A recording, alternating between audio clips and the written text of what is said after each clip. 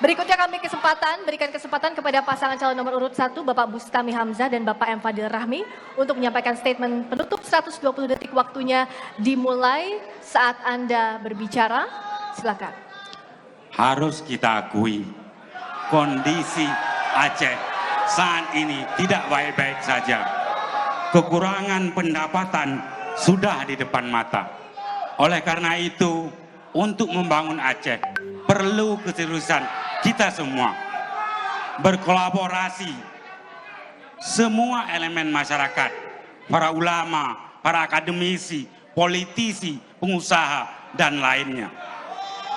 Kami juga berkomitmen untuk bersinergi dengan pemerintah pusat agar harapan dan cita-cita rakyat Aceh yang lebih baik dapat kita wujudkan.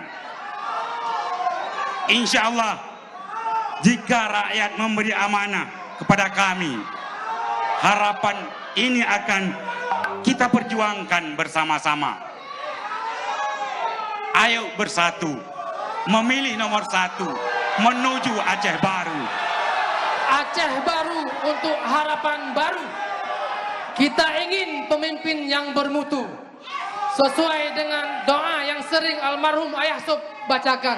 Allahumma la tusallit alaina man la yakhafuka wa la yarhamuna.